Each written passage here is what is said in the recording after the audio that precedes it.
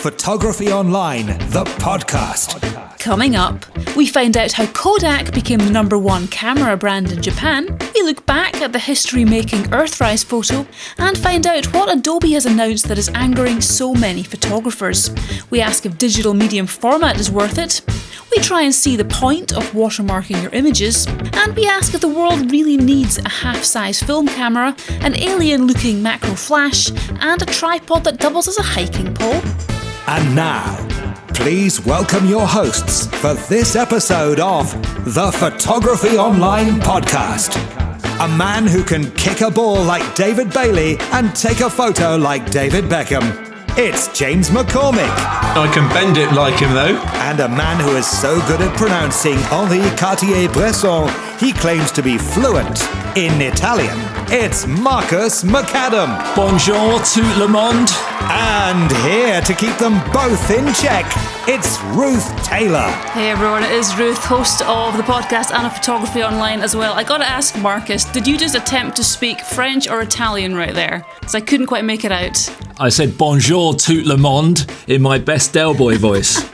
Del Boy, for those who are not in the UK, was an old British TV show or something, right? I can't remember. It's beyond my time. Only Fools and Horses. It was probably the best sitcom of all time, Ruth. Right, okay, well, check that out if you haven't heard of it. But anyway, welcome to the podcast. Welcome to Marcus and James, who are in the studio today. How are you guys doing? Very good, thank you. And you? Yes, not bad. James, it's I hear it's sunny down south again. It is, yeah. It's a beautiful day out here. Yeah, I have to water my plants later, Ruth. Oh, yes. Get those radishes flourishing. We were down visiting James, or I say visiting.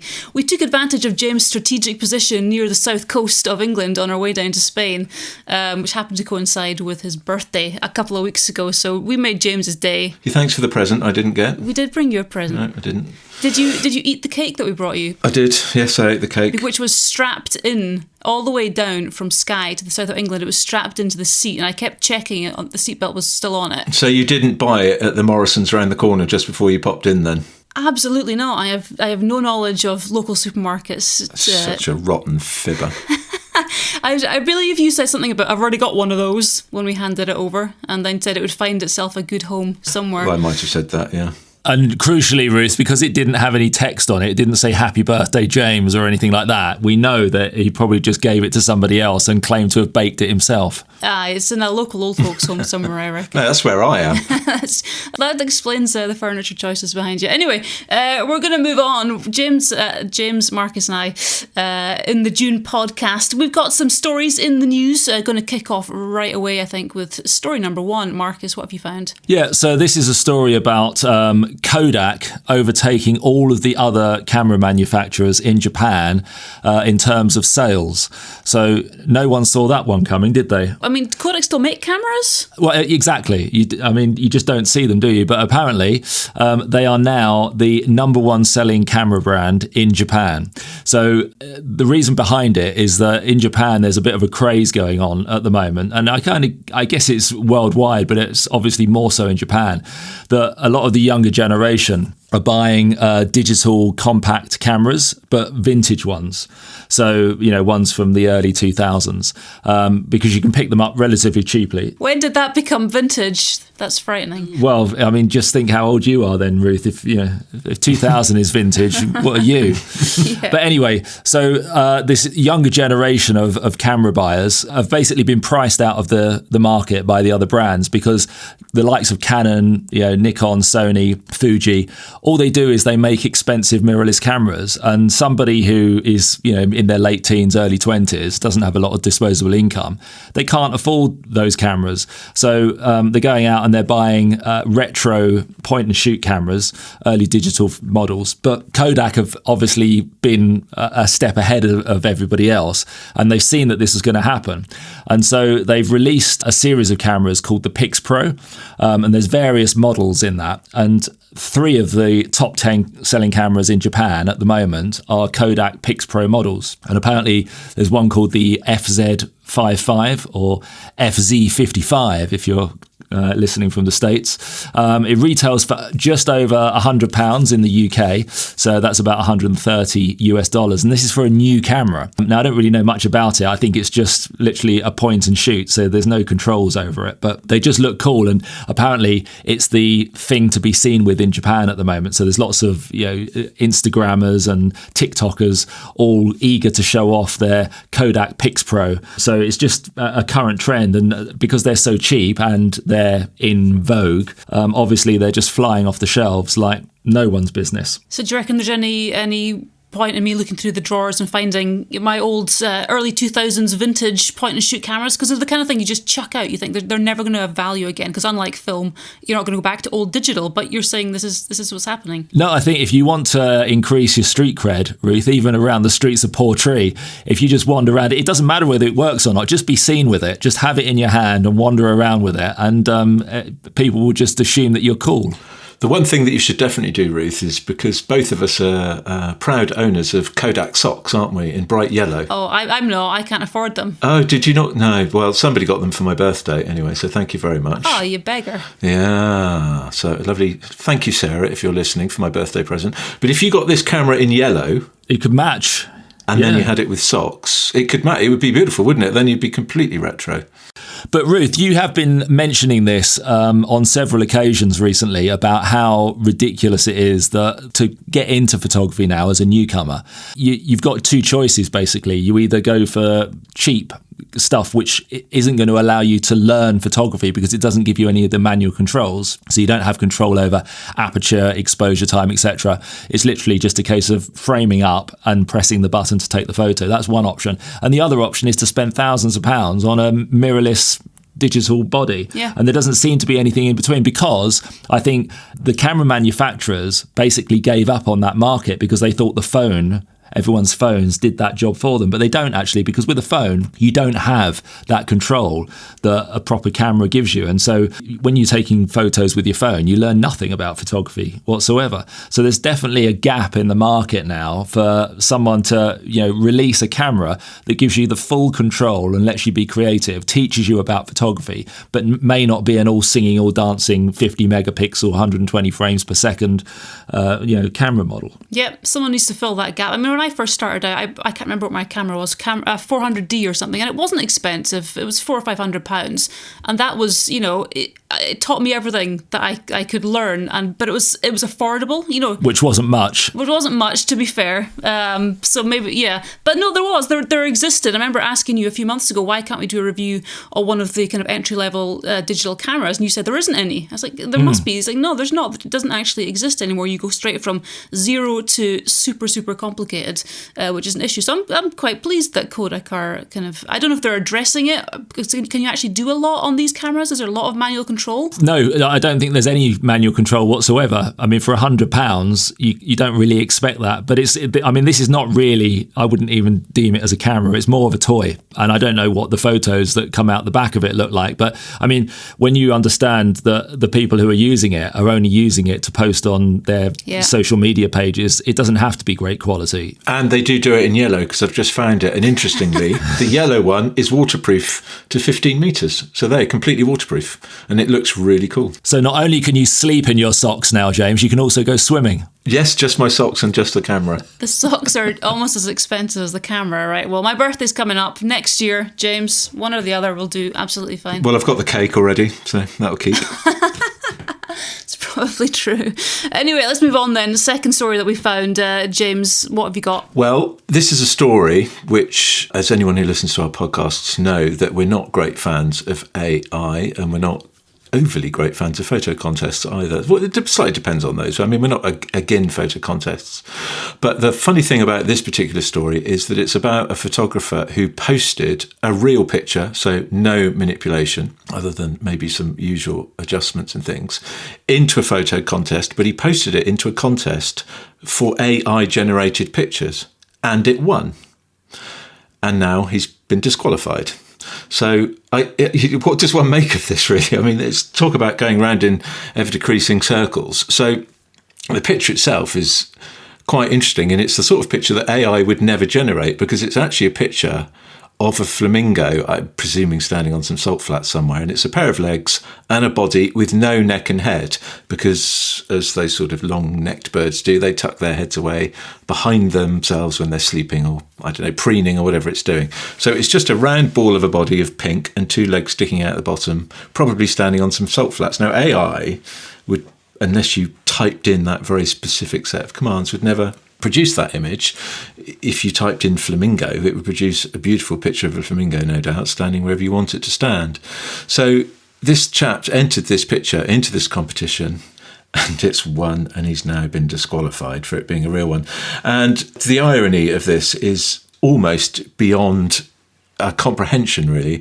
I mean, I don't know if you have any specific thoughts, Marcus, about this. Well, do we know, I mean, did he enter the competition with the intention of making a point? Yes, he did. And the competition is run by, I think, is it 1839 Colour Photography Awards, whatever that is. I have had a look. It looks reasonable enough. They have a load of different categories, and he entered it to make a point about, AI not, as I just said, AI not being able to replicate the intricacies of the human brain, really. It still delivers. If you ask for a can of beans, it'll give you a can of beans kind of thing. So he entered it and tricked the judges and tricked everyone in much the same way that AI has been tricking certain judges, with photographers entering AI pictures into real photography competitions. So yeah, I mean, the flaw in the system here is that you've got humans judging AI. That's the problem. If you're going to have a competition that is for AI images, then surely AI needs to be the judge. Well, that's a very good point. I mean, we're going to be talking a little bit more about humans in relation to AI in the next segment or two, actually, funnily enough. But if the competition was only for AI generated images, and he's entered an image which isn't AI generated, then obviously he needs to be disqualified because he hasn't abided by the rules. And I know obviously that wasn't why he entered. He entered to prove the point, and it's great that he's done that. But it's no different to someone entering an AI image into an authentic photography competition and then getting disqualified when it's found out that it's AI. It's just the other way around. I think it was a guy called Boris Elgerson did it, didn't he, in the Sony World Photography Awards. He did it, so you can go and have a look at that picture. I think he fully intended being found out, though, didn't he? He did, yes. I think both of these people fully intended, and they're both proving points, really. I'm not entirely sure what the points are they're proving. But they're proving it in quite a well-perceived manner. They are, and they're proving the points that photography competitions are just that, just competitions, and shouldn't really be taken too seriously. So what's the next story you found, Marcus? Okay, so William Anders, does that name mean anything to either of you two? No. It does to me. I've got a few years on Ruth, not many, only a couple.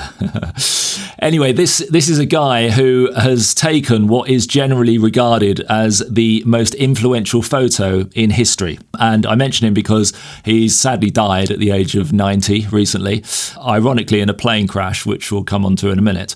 But the photo in question was Earthrise. Now, it's one of those photos that everyone would have seen at some point. So William Anders was one of the astronauts on Apollo 8, which went off to orbit the moon. It was the first Apollo mission to orbit the moon, so they weren't landing on it, they were just going around it a few times just in preparation for one of the later missions to land on it. And as they were spinning around the moon doing their orbits, their mission was to photograph the lunar surface in greater detail than it had ever been done before. And in Anderson's own description, he said after we'd been round 3 times, they were scheduled to go around 10 in total. After they'd been round 3 times, he said it was all getting a little bit boring because we were just looking at a mass of hole after hole after hole. But he said then we managed to twist the spacecraft a little bit, and that allowed us to get a view of the Earth rising over the lunar surface. And we've got a little bit of recording of the cockpit conversation that was happening at this time, so we can play that and then I'll tell the rest of the story. Oh my God, look at that picture over there. There's the Earth coming up. Wow, is that pretty. Hand me a roll of color quick, will you? Man, that's great. Where is it? Quick. Just grab me a color. A color exterior. There you go. Yeah, I'm looking for one. C368. Here. Hey, I got it right here. Let me get up this way. A lot clearer. You got it? Yep. Take several. Take several of them. Here, give it to me. Wait a minute, let me just get the right setting here. Now, just calm down, Bubble. Oh, I got it right. Oh, that's a beautiful shot. 250 at f11. Okay. Now there's exposure. I did. I took 2 up there. You sure you got it now? Yeah, it'll come up again, I think. Does that sound reminiscent of any of our conversations, James? It sounds extremely reminiscent. Yeah. Are you sure you've got it? Yeah, go and do another one. I've already got it. Calm down. There's 2 or 3 things that come to mind in that. It's just Americans are awesome the way they speak to each other. It's just, I mean, to us Brits, it's quite amusing.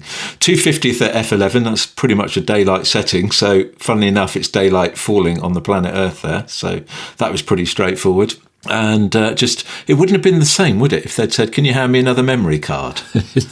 I mean, it just wouldn't be the same, really. But that shot is just, it's an astonishing, but first of all, the quality of the audio there from 1968, I think, 1968, is that right? I've lost my notes. Christmas Eve on 1968, yeah. There you go. So the quality of the audio is remarkable from up there, but the picture itself is just, I don't know, it's mind-boggling really to have foreground and background like that. It's just, I mean, what an image that will stand the test of time forever. And it had to have been shot on film.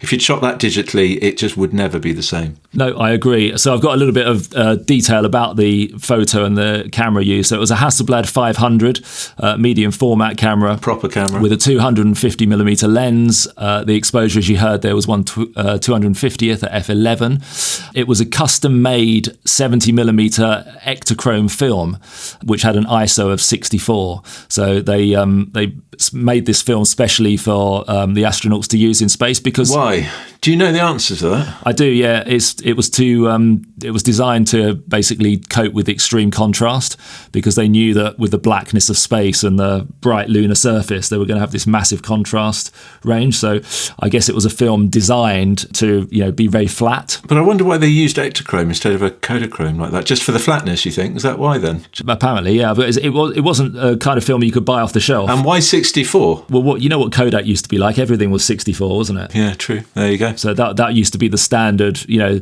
today's 100 was the 1968 64. So they took a Kodachrome 64 and flattened it out in terms of dynamic range. Basically. But anyway, one of the things I love about this story was once they got back and they developed the film and saw this photo of the moon rising, Anders said, the irony is we went all the way to the moon only to discover the Earth. I like that. Yeah, it's lovely. It's a great phrase. But anyway, sadly, he's died, and I couldn't really make out the details of the circumstances, but he's died in a plane crash. It's a light aircraft.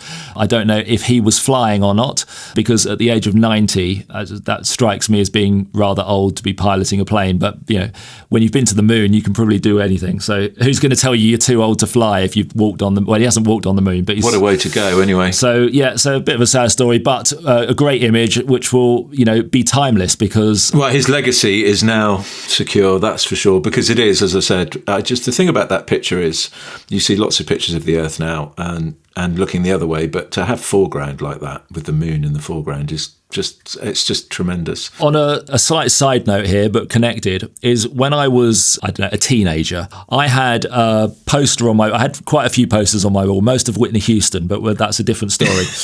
But the one... Debbie Harry? No, it was after Debbie Harry.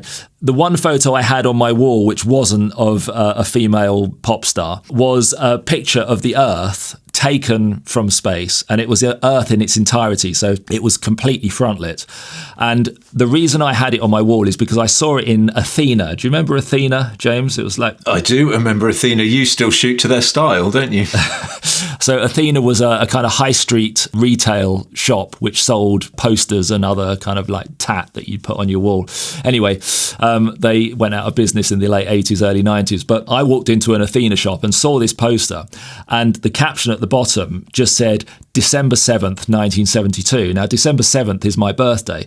And so even though I would have been 2 on that day because I was born in 1970, the photo and the fact that it was taken on my birthday, I just thought I've got to put that on my wall. So I had this photo on my wall for years and years and years. And then fast forward about 15 years later, I won't bother you with the story because it's kind of irrelevant. I found myself just purely by chance having dinner with a guy called Eugene Cernan. Now, any fans of the Apollo mission will know Gene Cernan because he was on the Apollo 10 mission and he walked on the moon twice on later Apollo missions as well. And I was sitting down having dinner with him, and there was more than just me and him, by the way, but there was 10 of us.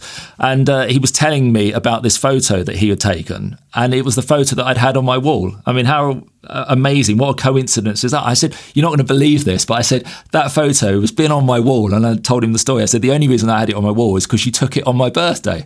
Was this the one that's known as the blue marble? No, so that is Earthrise, is the blue marble, I think. No, blue marble is the Earth only. It's kind of just on its own. Oh, okay, so it was the first photo ever taken of the Earth in its entirety.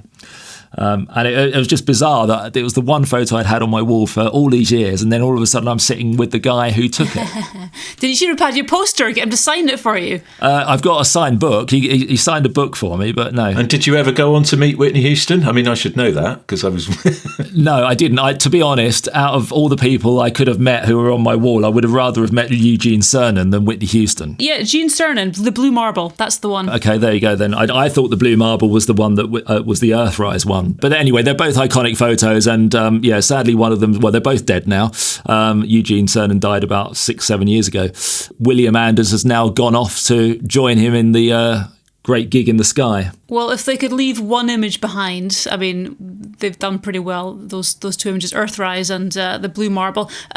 Adobe, James, there's a lot of people online right now who are very angry, I got to say, probably offline as well. What have Adobe been up to that's been hitting the news recently? Well, crikey, Ruth, they've been up to quite a lot, to be honest. I'm just going to swing across a page of notes here because, oh my goodness me, and we have to tread slightly carefully of what we say, but only a little bit. First of all, they've messed around with their terms of service, and the Federal US Trade Commission is after them for making it difficult to unsubscribe. But that's not really what we're here to discuss. We're here to talk about, and most worryingly think about, what it is that they've changed in their terms of conditions to do with how they can view your images. Now, a great YouTuber or camera reviewer called Tony Northrup has done lots of 2 or 3 videos on this, and he has a relationship with Adobe. Indeed, to write books for Adobe, and he has brought this to light along with other photographers. Now, the issue is that Adobe have somewhere slipped into their T's and C's, and you, like me and like most people, don't really read them. They've slipped it in that they're allowed to look at your images that are in the cloud and assess whether they have any CSM, which is child sexual material, in them. Now, on the face of it, that might not seem like too big a problem and a good thing, except AI flags it and then a human reviews it. Now, obviously, if it is material of dubious content, you'd want that to happen. But false positives are the issue here. Now, if you take a picture of your own children running on the beach, or you take a picture of your own kids having a bath or whatever, you now would be running the risk of a human looking at those pictures on an Adobe, in an Adobe office somewhere. But it also means that Adobe basically has a backdoor into your cloud. So in theory, I, for example, photograph private residences that have security and panic rooms in them, and Adobe could go and look at those pictures and break protocols that I've promised to a client.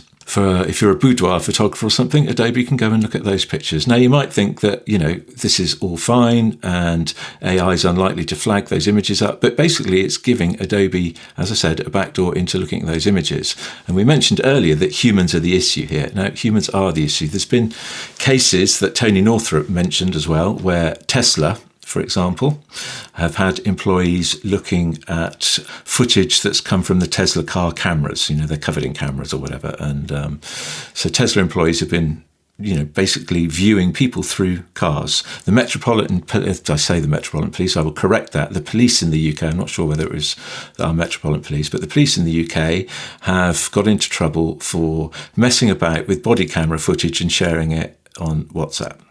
Something that shouldn't be done. So humans messing about with private images and private footage are the issues here. Now, we're all for keeping everyone safe and that kind of thing, and Adobe have probably come at this from a good place, or maybe they haven't, maybe they're just thinking about PR and they're worried about repercussions of somebody creating something using their software in the future, so they're trying to protect themselves. I am not too sure, but the bottom line is, as I keep saying, they have a backdoor to your pictures. So what is that backdoor? Well, you might think it only affects users of Adobe Cloud. And that was my initial thought. And I don't personally use Adobe Cloud. I use Lightroom Cloud, I use Lightroom Classic and Photoshop. Well, that's fine until you use any generative fill or any certain tools within Photoshop and Lightroom, in which case it immediately connects to Adobe, their servers, and Adobe can see what you're doing. So it's a fundamental shift. It's if you're American, I believe it's your Fourth Amendment right not to have them do this, or that certainly the police can't do this, and the authorities in America can't do this, and we have similar laws here in the UK and across Europe. But by clicking those terms and conditions, suddenly Adobe can do it, and it sets quite a precedent. Now, I suspect they did it, as I said, to protect themselves from future PR, I won't say disasters, but PR nightmares with this. I suspect that's why Adobe's lawyers came up with it. But it's been such a PR disaster in itself, I suspect they will be reining back on it somehow. At least I hope they do, because it's not very smart, and it's, to be honest, to have an Adobe nerd is slightly creepy looking at your pictures. It's not right. Yeah, I mean, I saw the Tony Northrup video and watched that, and I thought one of the most valid points that he made was that it's not Adobe's position, duty to be policing this anyway. So it doesn't matter whether it's right and wrong, what the intentions are. No one's expecting Adobe to go round and be the police. And everyone knows that large corporations are not there to police. They're there to protect themselves from PR. They're not doing this. I very much doubt it. They, as I said, maybe they had good intentions, but I suspect it's the lawyers behind Adobe, and I think they've screwed up, basically. And I think that a lot will change as a result of this. And chaps like Tony Northrup, I mean, he himself said at the end of one of his videos that he has just finished a book, ironically, on Lightroom. And now he's finished it, he'll try and flog it, and then he'll look at other platforms to work on if Adobe doesn't change its ways. But the thing is, I think they've got a monopoly on the market, really, haven't they? Because if we decided, right, okay, we don't like what Adobe are doing, so I'm not going to use any of their software anymore, well, then I might as well go and get a job down at the supermarket on the checkout, because it means that I can't use Premiere Pro, which is what we edit the photography online on. Yep. I can't use Lightroom to edit any of my images. I can't use Photoshop. I can't use Audition, which is what we use to edit this podcast with. And so basically, you can't make the magazine. There's so much. I'm not entirely sure, to be fair, I'm not entirely sure it affects those areas. But one of the principal things is we're now not sure. And that's a big thing. So we're not sure if it affects they've now lost the trust of Adobe in general. That's the problem. They've lost the trust of all of their products. That is one of the major problems. And one of the last things to mention about this as well is that Adobe is not being clear as to whether it's using our images to train its AI as well. So when I say our images, anyone that uses Adobe products, it is potentially, and they're not denying it and they're not confirming it or whatever, no one's entirely sure, but they're using our images to train our AI, and potentially using elements of our images to create other generative tools for other photographers. And that's a huge copyright issue apart from anything else as well. And they're not for, it's not as if you've posted these pictures on Facebook, at which point you in theory put them for public consumption. These images are potentially just sitting in your photo library in Lightroom. That is just fundamentally wrong. Yeah, I mean, I'm not a fan of Adobe anyway, in terms of a company, because I've had all sorts of issues with them in the past. But yeah, it's just another nail in the coffin. But like I said, what's the alternative? Well, they do, as you said, have a monopoly. They, I believe, make, I don't know, I read somewhere figures of they turn over about 5 billion a quarter and make $1 billion a quarter in profit. And no one's against companies making profits. They, I'm not anti-capitalism. They pay for pension funds and all that kind of thing, and good luck to them. But hopefully they take some of that profit and put it into sorting out their lawyers and sorting out the programming behind these programs. One of the arguments I've had with Adobe in the past is when, and they're not the only company to do this, but when they do these offers, and they're normally timed around Black Friday, and what they do is they say, it's 30% off or 70% off, but then there's a little asterisk and it says for new customers only. And you go, well, hang on a minute. So what you're saying is that you're giving somebody who's never used your products before a massive discount. But for me, who's been paying you for 10 years, you're going to give me nothing. I know. So where's the reward in the loyalty there? All I would say to that is at least they're being upfront about that. Whereas this stuff, they're not being upfront about it. They weren't, because it's hidden with a little asterisk. And we have to leave that to the Americans and probably the EU as well, not us Brits, because we're too busy choosing the next failure of a Prime Minister at the moment. But we can leave it to the US Federal Trade Commission and the EU to sort that out, and I suspect they will, but it's going to take an awfully long time. And in the meantime, us consumers, I think, probably should be slightly more worried about what Adobe's doing with our images than the few quid they're ripping us off by, which they are time and time again. Now, Ruth, when is this podcast out? What's the date? This is out on July 7th, I think. Okay, so James, your comment about choosing a new Prime Minister has already happened. So go call it now. Go on. Who's our Prime Minister now as we're broadcasting to the world? Come on, James. What's a die-hard Conservative? You want me to name Sir Keir Starmer? No, well, I think he's got a shoe in. He'll make a mess of it. But we'll have another 15 years of Labour disaster, followed by another 15 years of Tory disaster. By which point, I'll be up in the sky with faring astronauts. Yeah, with William and Eugene. Right, well, if they do want to get any more information on the Adobe debacle, there's lots of stuff online, lots of videos, people have got their own opinions, and you can delve into that for yourself. Feel free to leave comments on the podcast platform you're listening on, but we are going to move on to... The big question. It's a question, and it's big. This month's big question, is digital medium format worth it? Now, as ever, we pop this up on our socials just to get a few comments from you guys. First is from Facebook, from Roger. Roger says the answer to that question surely is if there's a market for medium format cameras, then there is a point, but it's a niche market, one populated by die-hard medium format users like fashion photographers and film diehards, sorry Marcus, who want high-resolution pictures for commercial use, but for the average public Joe, then no, medium format is pointless.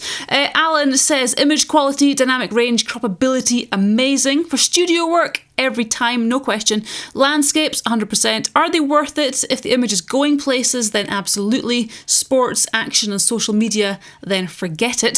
Instagram, Sven says it solely depends on us, the photographers. On some pictures, every single pixel and every inch of a sensor is wasted. On others, you can't have enough pixels and enough sensor size. So, Marcus, you mentioned we're talking digital though here rather than film. So what's your take on this? Yeah, well, the reason that we're asking it as a question is because I've bumped into many, many people recently who their kind of ambition is to move up to medium format. But when you ask them why, they don't really know. And it's just one of those strange sort of, phenomenons in...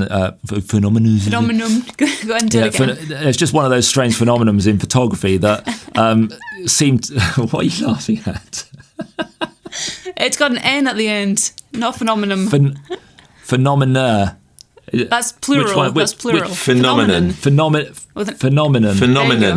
No. Jeez. Right. Moving on. So it's just one of those strange phenomenons in photography that just doesn't really make sense. And I think it's just time to explain what the advantages are of medium format and why you might want to do it. But basically, to understand it, you have to go back to the days of film. So a full frame digital camera is based on a full frame of 35mm film. So in the days of film, if you wanted to go bigger than 35mm, you had to go up to something called medium format. Now, there wasn't just one size for medium format, because medium format film is just over 6 centimetres in height, so 60mm, but it's about 1 metre long. So you're limited by the height of the film, but you're not really limited in practical terms to the width of the photo. So different cameras will take the same height of photo, but they'll take a different width of photo. So I've got cameras that will only take 4 shots before the rolls run out, because the photo that they're taking is so wide that the roll gets used up very quickly. And there's other cameras that on the same roll of film will take 15 or 16 frames. So there's no set dimension for medium format, but there is a minimum to it, and that was the smallest medium format size was something called 645, which was 6 centimeters high and 4.5 centimeters wide. So that was deemed as the smallest medium format size. However, forward wind to the digital age, and most medium format cameras now, they're not even approaching the smallest medium format size of film, but yet they're still calling themselves medium format. So, for example, I think the most popular medium format camera, and the one that anybody listening to this is likely to have had experience with, is the Fuji GFX series of cameras. Now, I'm not knocking this as a camera because it's a great camera, and if I had a fire in my house and I lost all of my gear and I had to replace it with one system, then the Fuji GFX system would probably be right at the top of my list. So I'm not knocking it as a camera, but it's not medium format, I'm sorry. So let's look at the sensor size. So the sensor size of a full frame camera is 36 millimeters wide. The sensor size of a GFX, the Fuji GFX camera, is 44 millimeters wide. So if you were good at maths, you'll notice that that's only 8 millimeters bigger than a full frame sensor. So as a percentage, that's 22% bigger. So that's why it's important, because James, you'll know about like the medium format look that we always talk about when it comes to film. Yeah, we used to talk about it. I mean, you say we always talk about it. I mean, it's sadly something we don't talk about enough anymore because we don't shoot medium format film, certainly not commercially anyway. I know it's your baby, as it were, shooting it and playing with the Mamiya and stuff like that. But that relationship between the lens and the sensor and the film size was absolutely critical back in the days of film. And that relationship is, as you've just eloquently described, it's not there anymore when you've gone from 36 millimeters to 44. No, exactly. There's 0 point. And like you said, if there was a fire in your house and this would be the system you'd save. So we're definitely not knocking the Fuji here. It's not a question of that. And it's a great camera. It's one of the only, mirrorless things that I've used and quite like. But it doesn't give you the feel that old-fashioned film cameras do. And this is nothing to do with film. This is to do with the size of recording area, whether it be film or a sensor, versus the lens, the millimetre of the lens. That's what it's all to do with. Yes, correct. So just to explain it to anybody who hasn't got their head around this, the reason why you would talk about a medium format film, or field, is because you're using a much longer focal length to get the same angle of view. So, for example, if you use a full frame camera and you use a 50mm lens to take a shot, if you then move up to a medium format film camera, let's just say a 6x7 like the Mamiya that I use, to get the same angle of view, i.e. the same framing of the photo, you're going to have to use a 110mm lens. So you've more than doubled the focal length of the lens. And what that does is it gives you a quarter of the depth of field. And that changes the whole feel of the photo. Now, if you do the same comparison with a full frame digital camera and a Fuji GFX, to get the same field of view as a 50mm lens on the full frame camera, you're only having to go to 62mm. Well, that's not going to give you any perceived change in depth of field because it's not far enough away. 50 to 62, when you zoom through it, there's hardly any difference. And so what's happened here is that I don't know where it happened, who was the first one to do it. I don't think Fuji were the first one to do it because Pentax came along first and came out with something that they claimed to be medium format when it clearly wasn't. But it's almost like someone's gone, right, well, if that's full frame, what we'll do is we'll just add a couple more rows of pixels on the bottom and then we can call it medium format because it's bigger than full frame. It's nowhere near medium format. So it's almost what we need is another terminology for a step between full frame and what's truly medium format. So you could call it super full frame or something like that. Nearly medium. Yeah, nearly medium format or full frame on steroids or something. Not quite medium format. NQ, they like initials, don't they? Yeah, but the point of this is that if you think that spending lots and lots of money on a medium format system is going to give you much better results it's probably not. Now, there are advantages. I'm not saying that there's no advantages, but all I'm saying is that the advantages are not as pronounced as you might think they would be. Now, when you buy a medium format camera, the one thing that you'll find it really, really difficult, even on the specifications list, is to find out what the actual size of the sensor is. And that's because they don't want you to know what it is, because it's not big enough, basically. So I've done a bit of research, and I had to dig very, very deep to find these dimensions. So the Fuji, like I said, is 44 millimeters wide.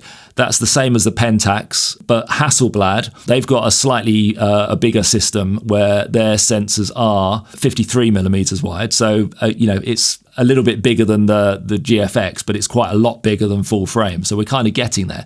But even that is still shy of what we would term as the smallest medium format size in film. So the biggest medium format size in digital is still not as big as the smallest size in film. So you're never going to get that, what we determine as the medium format feel from a digital camera, because the sensors just aren't big enough. And this is irrelevant to megapixels, by the way. It's important to make that point as well. Megapixels are completely irrelevant. So some medium format cameras have 50 megapixel sensors, some have 100 megapixel sensors, and the phase 1 is 150 megapixels. But that's irrelevant. It's the size of the sensor, because that's what determines the depth of field that you get, because it corresponds to the focal length that you're going to have to use to get the right perspective of the framing that you want. That's where the term medium format feel comes in. Yeah. And there's a lot of misconceptions on one half, or nonsense, whichever way you want to phrase it, about using pictures in a large way. So, you would think from reading some of the blogs or whatever that a billboard picture has never been, produced in the past, because you've got to use a phase 1 back, or a fashion photographer's now got to use a 100 megapixel sensor on a so-called medium format to be able to fill a billboard. Well, billboards have had pictures on them for decades. So, they're fine. It doesn't make any difference whatsoever if the picture's shot correctly. Blowing it up. You don't need software, you don't need anything. Just shoot it correctly. I've never heard of the term medium format feel before. So do you think when people talk about wanting to upgrade to medium format, they are actually, although you're saying megapixels are irrelevant, that is what's in their head. They're just thinking this is more pixels, this is better. They're not even thinking about the whole, whatever the feel is supposed to be. No, but there's this misconception that medium format is just better. It's going to give you better, quality images than full frame camera. And it's not going to give you worse quality images, that's for sure. But it might actually. It might give you worse depending on your subject matter, because you might have to compromise somewhere else, because the lenses might not be as fast on these, should we call them nearly medium format cameras. So you would have to shoot at a slightly different aperture, and therefore shoot at a slightly higher ISO, and therefore you're compromising your overall output anyway. So they're not necessarily better, but they are. If we're not knocking them at all, and there's somebody I know that's I think got the 50. I can't remember. This is the Fujifilm GFX system anyway, but they got the 50 and the 100. Which models I'm not sure, and he shoots in a very methodical way, shooting landscapes and details, and like you did in a previous episode, doorways of photography online, that sort of thing. And he uses it in a way that suits the camera and suits him, and that's absolutely fine. And he produces some absolutely stunning images with it. But what it won't do, it won't give you that feel, and it won't necessarily improve your quality, and it won't make any difference to output for print either. Technically it'll make a difference, but what my point is really that, as I said, people that blow up huge prints think you have to shoot it on a camera like this, then run it through some complicated piece of software, or you can't blow it up large. Well, I seem to remember, as we mentioned earlier in this podcast, a picture shot on film out of a spacecraft on the far side of the moon. That's been blown up pretty big. Yeah. So, Ruth, just to make you aware of the prices of some medium format cameras out there. So the Fuji GFX 100S Mark II, which is the latest version, that will set you back £5,000. This is for the body only. What? So the Pentax is 4,500, but that's quite an old camera now because it's only 51 megapixels.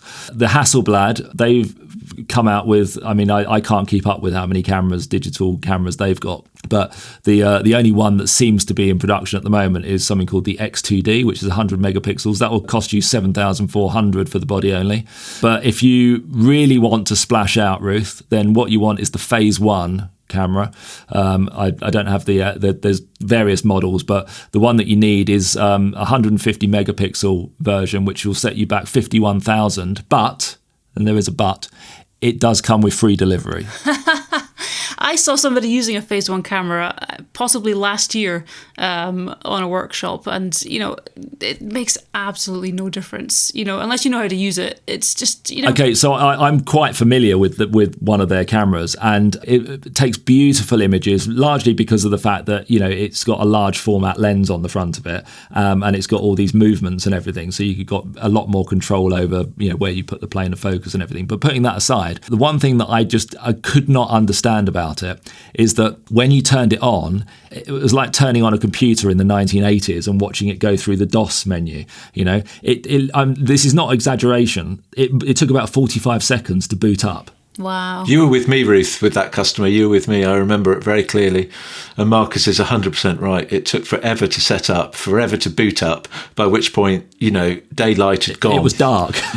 I just think if you know what you're doing with them, then you can probably get amazing results. But you do see some people who buy them just to have them, and actually their skill level is not up to the level of what the camera can do. And you look at it and you think, well, why? They're lovely things, and I genuinely. So would you have one, James, Marcus? Would you have a digital medium format? Yeah, I would. I mean, I do use them very occasionally, but there's very little reason to, because if you've got a 50 megapixel 35mm and you shoot things correctly, the step up is not as great as one might think. But if you're the kind of shooter I was describing earlier, that is quite methodical, shoots landscapes, has plenty of time, and can wait for a Phase 1 back to turn on, basically, then yeah, I'd go for them. They're nice to hold. They're nice and big, which is something I like generally as well. If you've got big hands, they're good to hold and use. I just wish they'd bring one with a proper waist level viewfinder back, but then, I just wish they'd bring one out with a proper medium format size sensor. That would also be, and a waist level viewfinder, then we're talking. That's the point that I want to get across here, is that it's not medium format. So don't be fooled by the fact that they're labelling it medium format, because it's just not.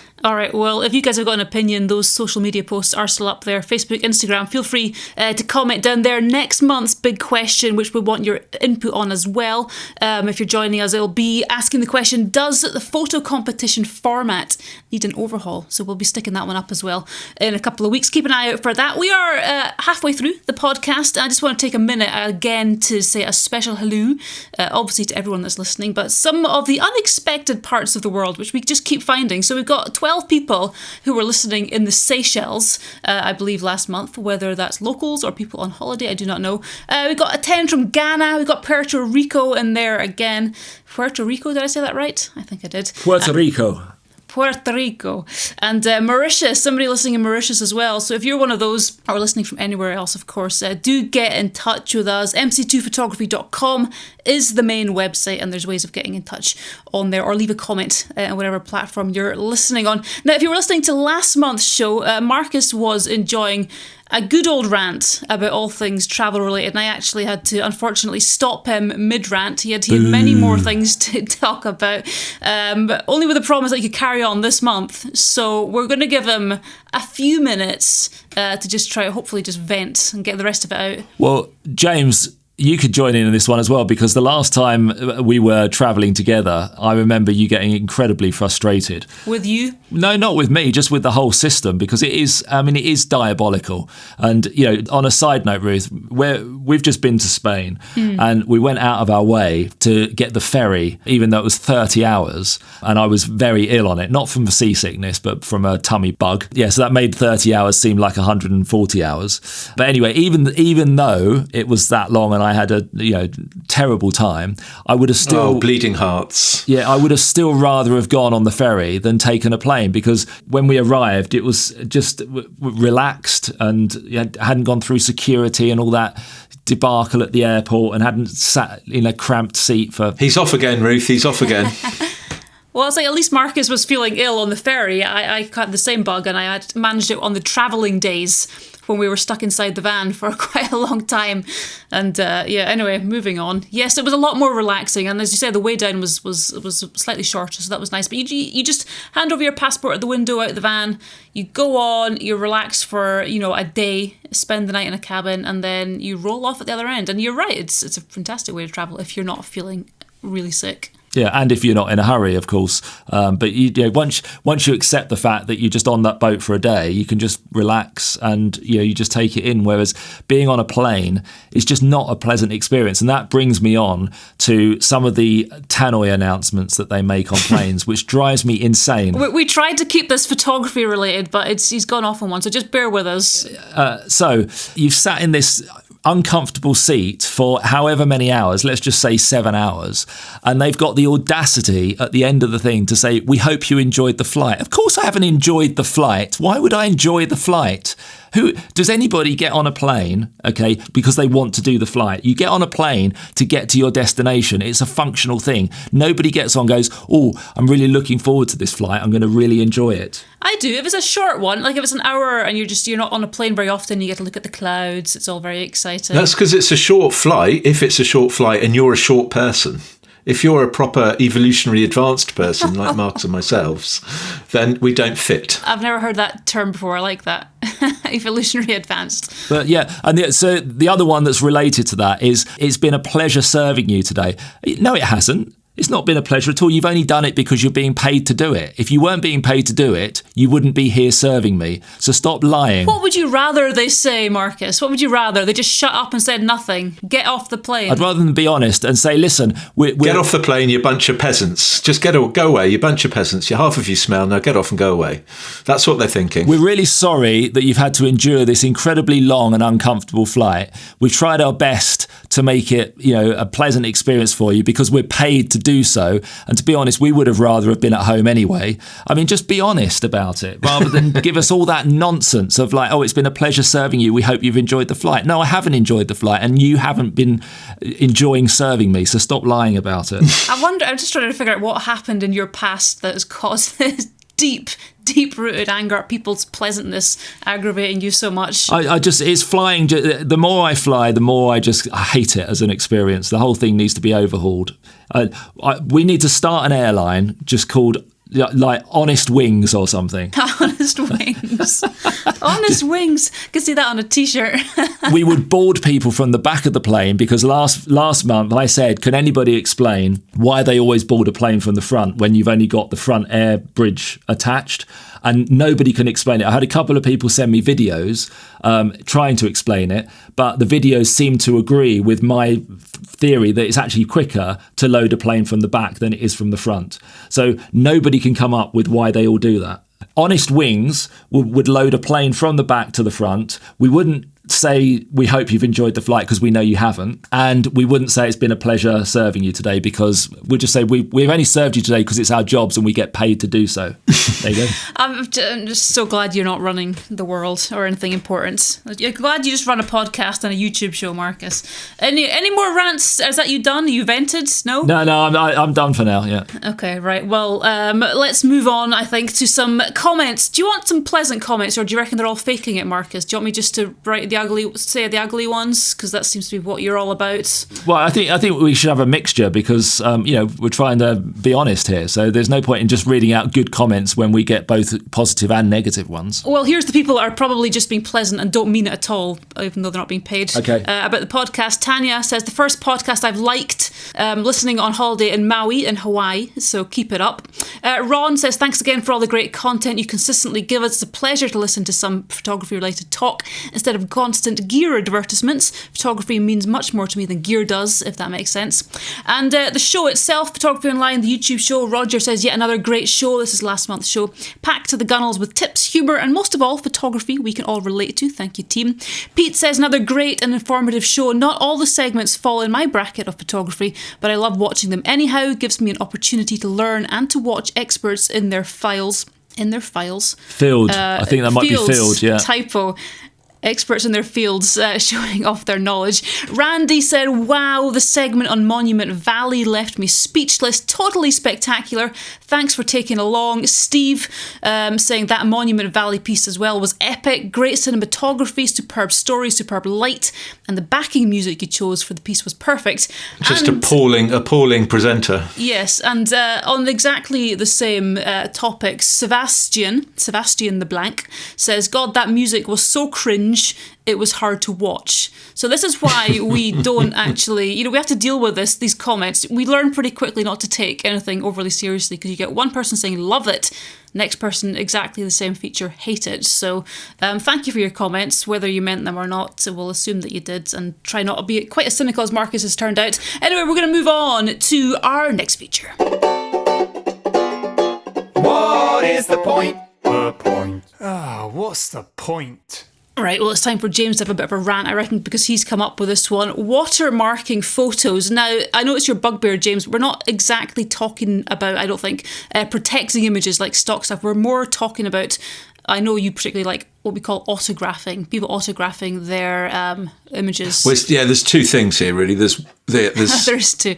There's many things James dislikes. Go for it, James. This is your moment. Well, no, I love flying. I absolutely adore flying. Liar. It's peace and quiet, and nobody can get through to you on your phone, although they can now. There's Wi-Fi on planes. But anyway, so watermarking pictures. Well, there's two things here: watermarking pictures and signatures of pictures.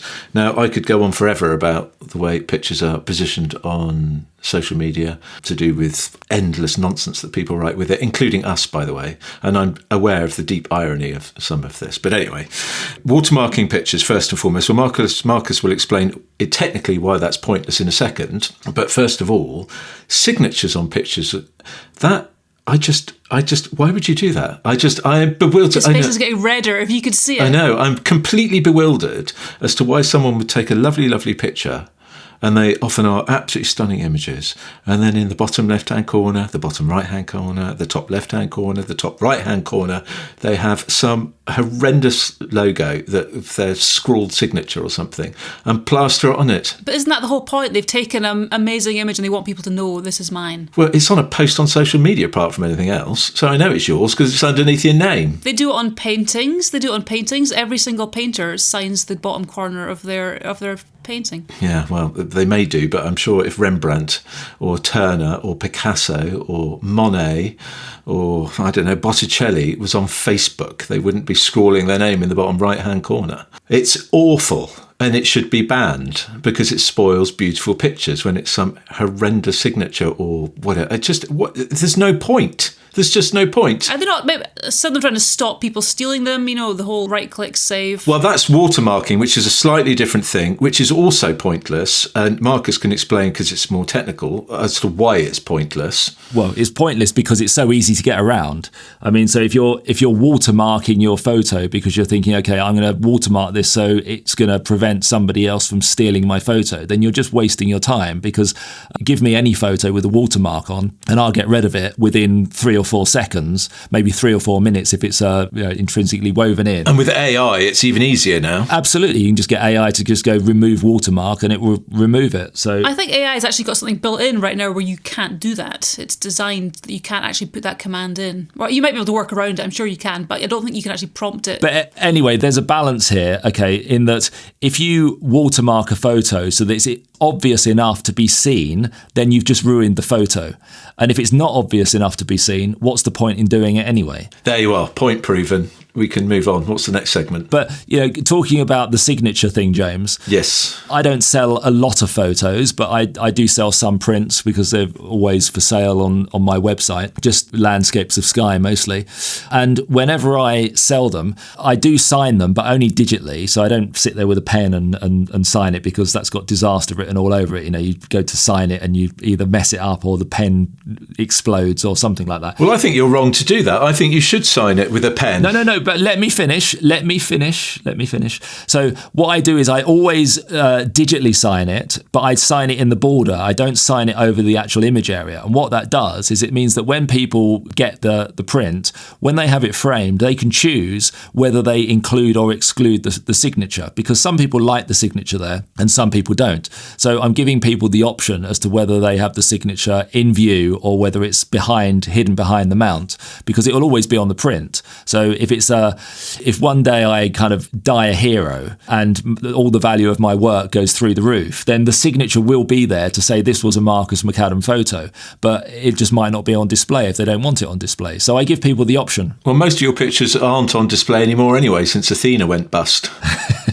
I mean, most prints that you see, you do not see a signature over the actual image. It's mostly online, it's mostly digital, and I imagine it's there, A, to identify that they're the work, and to kind of stop people nicking it. No, it's there to flex your muscles, and if you need to flex your muscles to show your picture and say it's mine, then the picture's not doing a strong enough job. I mean, there's a couple of times when we've been running photo competitions. So we used to run an annual photo competition called the Sky Photo Challenge, which was an open competition for anybody who's taken a photo on the Isle of Skye to submit their work. And then we expanded it for a year or two to do Scotland, Scotland's Photo of the Year. And so many entries that were entered into those competitions would have a signature or a logo on them, and it just, when you look at them, you just think, well, I can't use that. So you have to if it's a good photo, you then have to contact the person who sent it in and say, please, can you send it again without your signature on it? And it just introduces hassle. James is right. There's no need to be signing over your work, especially when it's online or when you're entering it into a competition, because apart from anything else, the whole point of the competition was that it was judged anonymously. So when people are looking at their images, they're not supposed to know who they've been taken by. So if you've got, Ronald McDonald in the bottom corner, then it's no longer anonymous, is it? I made my point a long time ago. If the picture needs a signature, then bin it. Okay, so what's the point? There is no point. Stop signing your photos or putting your logo on them. End of story. Move on. And watermarking doesn't work anyway. We needed Harry or Nick in here because you two are on the same page, and it's a problem. So if anyone else has got an opinion, which I'm sure they do because so many people actually do this, let us know. Watermarking, autographing, signatures, whatever you want to call it. Yeah, these are the same people who probably enjoy flying and want to have a medium format camera. And they watermark or sign their pictures on import, because there's a thing you can do in Lightroom to do that. So as soon as every single picture's signed on import, why would you do that? What is the point? What is the point? All right, well, they decided there is no point. A lot of people out there obviously quite enjoy doing that, whether it's for getting their name out there or for any other reason. But let's move on to some gear. Does the world really need this? All right, Marcus, we were talking about digital medium format. We're going to the complete other end of the spectrum. What is this thing you've come across, you've been given, you've been handed? Yeah, well, I've actually got something in my hands here. It's a dinky little camera from Pentax called the Pentax 17. It's brand new. It's only been out a week. And it's a half frame 35mm film camera. So half frame means that it only takes up half of the full frame 35mm area. So it's the opposite of a medium format. We're going the other way. We're going smaller rather than bigger. But it's quite a cool little camera. It's not cheap. It's £499, but that is a new price for something that's just rolled off the production lines in Japan or wherever it's made. And at first, when I first opened it, I was a little bit disappointed because I kind of saw that it had no manual controls for aperture or exposure time. It's quite automated, but it does claim to give you quite a lot of creative control. So it's got a setting for like bokeh and what have you, which forces the lens to open wide. But the more I've looked at it, I haven't used it yet, but the more I've looked at it, the more it's kind of grown on me. And I've realised, who this is aimed for. And it's basically going back to the first story that we looked at with the craze of compact cameras in Japan, and people, wanting to pick up a camera and just take fun photos with it. And I think this is probably aimed at those people who are currently walking around with their Kodak compact digital camera, and it's trying to say, hey, if you enjoy that, then maybe enjoy this. This is a film camera, and we're going to give you a little bit more control over creativity. So I quite like it, but it's taken a few days to grow on me. But in the next couple of weeks, I'm going to be running a couple of rolls of film through it. But that's one of my criticisms of it, really, is that when I shoot a roll of 35mm film, which is normally 36 exposures, it just goes on and on and on like a pair of nun's knickers, and you normally get to like 28, 29, and you've done, and you want to develop the film, and you just end up wasting the last 10 frames on the roll just by taking a photo of your feet or something. And this is going to be even worse because I can get 72 photos on this before I can take the roll out and develop it. So I'm not particularly looking forward to that. But we have to put it in the hands of someone enthusiastic and take them somewhere really nice. Yeah, that's my plan. That's what I'm going to do. But obviously, from the economy side of things, you are getting 72 photos on a roll of film here. So if a roll of film costs, say, I don't know, £6 to buy it and then £4 to develop it, that's £10 in total. So that's what's that? 10 divided by 72, James? Why would you ask the most a mathematically illiterate fool on the planet? Well, it's just to buy myself some time while I open up my phone and do the calculation. 13 pence. 13 pence. So it's 13 pence every time you press the shutter, which for a film camera is very, very good value. 72 though, 72. That I mean, I like you, I struggle to get through 36 shots. You could put a 24 exposure roll in it, and then you only get 48. But you can see what we're doing here. We're trying to get it down to the lowest number. That's why I like to shoot medium format, because 10 shots and you're done. But anyway, it is what it is, and obviously it's well made, it's well manufactured, and I think that there's nothing quite like it on the market at the moment. So it's it's sitting in its niche. Whether it will be successful or not, I hope it is successful, because this is the first brand new film camera that's come out for a generation. So if this is successful, then it will have a lot of people looking towards maybe doing the same thing, and certainly Pentax will no doubt follow it up with a 35mm camera, and then if that's successful, even going back up to medium format, and we're talking about proper medium format, not that dodgy digital stuff. So does it come in yellow is the important question. No, it doesn't. It only comes in black. There you go. You've lost the Instagram generation. But anyway, we'll probably be doing a feature on this, a nice little review of it in the next few weeks on the main show. So keep an eye out for that. All right. Well, James, I've got to ask you actually, James, a couple of months back we were doing this section, and we were talking about a ball head, which I think somebody got in touch with you. The creator of the ball head got in touch with you. Did you actually ever get that? No, I spoke to him. And because we're not blaggers and liggers on this programme, he very kindly offered to send us one through for review. And I said yes, but as and when we fit that into the schedule, because it is a very cool thing. And there's a particular way I'd like to review it. But yeah, he did get in touch, so thank you very much. And it's a good, mighty fine product. All right, well, on a similar vein, you found what we're calling a hiking tripod kit, which sounds intriguing. Who's it made by, Ruth? I have no idea. Does it go with U or Ooze? Ulanzi, yeah. Ulanzi, I think. Actually, James, if it's a Chinese company, so it will be Ulanzi. Ulanzi. Yeah. Okay. Is that for any of our Mandarin or Cantonese speakers, but particularly Mandarin? Ulanzi. They can tell me if that's right or wrong. It is a hiking stick tripod. Now, the whole point about this thing is that it's multi-component part. Comes, you can break it down into a mini tripod, a sort of full-size one, although I suspect it would be too small for me. A monopod with feet. I mean, it's multi-component parts, which just says to me it's going to break and fall apart. It sounds like the Swiss Army knife of tripods. Yeah, but Swiss Army knives are actually not too bad. They actually work. I very much... No, I didn't mean it in a useful way. I just mean it sounds like it's 10 uses in one product. It's trying to be. But, for anyone who watches the main show and stuff like that, we're very straightforward with tripods. A tripod should basically have 3 legs, maybe some, obviously a couple of sections to each legs, and a very simple head on the top. And that's what a tripod should be, because it should provide stability. Now, this thing's going to provide very little stability.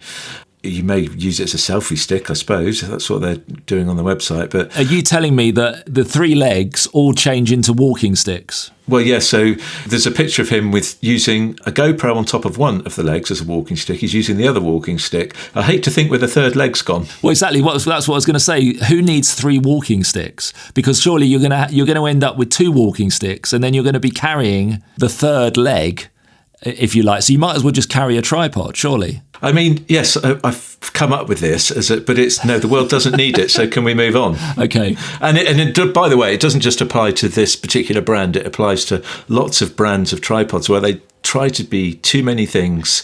Just get it to the rough height you want, no centre column, straightforward head that you like, so be it ball head or pistol grip head, whatever it is you want, that's fine, there's no real...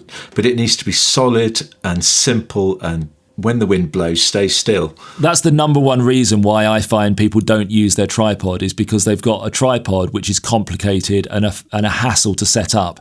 And I'm always explaining to people, and it's normally travel tripods that, you know, fold in on themselves and collapse, 17 times to fit into a pocket. And, when you see somebody trying to grapple with that thing, trying to set it up, and 5 minutes later they're still tweaking it, you just think that's completely defeating the object. A tripod, all you should have to do is just open the legs and there it's done. So anything more than 3 or 4 seconds, we're assuming you're not extending each leg here, is too much. So completely. I think too many people try and reinvent the tripod, and I don't think it can be reinvented. It is what it is. So just accept it and get on with it. Fujifilm are reinventing the Polaroid once again, Marcus. They've got a brand new instant camera. What's this one? Yeah, so I got quite excited when I saw the headline for this, and then when I started researching it, I kind of got more and more deflated. But when I first saw this, I thought they'd come out with a bigger film size. So at the moment, if you have an instant camera that takes Instax film, there's 3 different sizes that you can have. So there's Instax Mini, which my daughter has, which is just basically tiny little kind of, sort of postcardy sort of things that you can pin on a wall. Then there's Instax Square, which is a little bit bigger. And then there's Instax Wide, which I have myself. And I've got an Instax Wide back that I can put on one of my large format cameras. And I use that quite a lot. And when I saw the Fujifilm Instax Wide 400, I thought, wow, they got an even wider film, but it's not. It's the same film, it's just a new camera. And when you look at what the camera offers, it doesn't really offer anything that the previous cameras didn't offer. It's just a new design. So I think somebody at Fuji who is employed to come up with new concepts thought, if I don't come up with something soon, I'm out of a job. So they've just come up with a new camera which has got slightly rounded corners on it and is a funky colour. And it's a bit bigger, but the film isn't bigger. That's the key. The film is the same size. No, it's massive though, isn't it? It's huge. It is, yeah. It's a huge camera. So it's not going to fit in your pocket.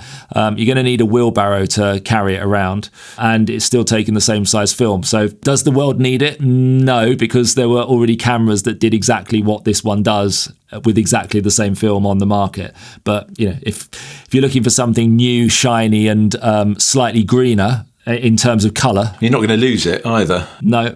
Then you could buy one of those. They're not expensive. It's $149 for the camera. So if you convert that to pounds, assuming that it's £149. Well, it will be, because this is going out after the election. Yeah. So it's about £140, and the Instax Wide film for a box of 20, it costs about £18. So you're looking at 90 pence per shot every time you click that button. So, to compare it to that, the Pentax 17, which you worked out how much per? 13 pence. Yeah, so see, 13 pence for the Pentax 17 and 90 pence for the Instax Wide. So it's a big difference, that. But you got a print already on the instant one, so. Yeah, no, I'm not. I love instant photography, and I'm not knocking that at all. All I'm saying is that I got really excited when I saw the headline because I thought it was a bigger film, and then I just realised it was actually just another camera which doesn't do anything that the previous cameras didn't do. It's got a self-timer on it apparently, so now you can take a photo of yourself. Exactly what we need. Right, well, last one we found then in the gear section, James, Adaptalux flash arms. This looks a little bit like a sea monster. What is it? Yeah, so it's quite complicated. Well, it's not that complicated. It's basically based around macro photography and lighting your subject. So it's a Kickstarter, and I'm pretty sure it's a British company. Certainly the chap in the Kickstarter video is British. And basically it's a way, as I said, of lighting close-up subjects that you'd be doing when, you're, photographing a moth or a butterfly or a flower or whatever. Nick did a feature on macro photography a few shows back, and it would have been quite useful for that kind of thing. So basically, it's a module that sits on top of your camera, and within that module, there are 5 sort of sockets that you can either put a standard small LED light into, and now a small little flash unit. And those are on the LED lights, and the flash units are on the end of bendy arms. So you have your flower, you have your camera, 6 inches away or whatever, and you can bend the arms around, and via an app as well, you can actually change the output of the lights. So you can clip gels on the front, so you can change the colour. It's a fun little thing. It goes depending on how many arms you buy, between a couple of hundred and sort of 400 quid. If you're really into your macro photography, I can see it actually being okay to use.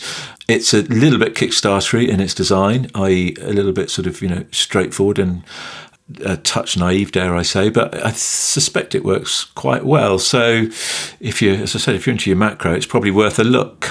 The only thing I would say on that, James, is that I've seen quite a few what would have been really nice macro shots that have been ruined, overlit, but yeah, totally ruined by bad lighting. And I think that but that's not to say you shouldn't use lighting, though. No, not at all. But I just think that if you were to have one of these, you would use it because you had it rather than because it was necessary. And I just think that when you're doing macro shots, if you're into your macro, try and use natural light or subtle reflection and things like that before you start. Yeah, but that I would say before you do, so you should start always with natural light, and you should certainly learn using natural light and positioning yourself and your subject to whatever the predominant light source is. But if you are, as I said, into your macro photography, then I can see this being quite useful because it's so sort of compact, and it would work quite well in the field as well, rather than taking tons of little tripods with you or whatever and finding your mushroom growing and positioning these things. It's all on top of the camera. So fair play. It's a Kickstarter. I suspect it's British, so come on, big up the Brits. Yeah, up the Brits. Right, so how much is it, James? Somewhere between sort of 200 and 400 quid, depending on which kit you buy, how many arms and all that kind of thing. So okay, so it's not cheap. No, it's not cheap.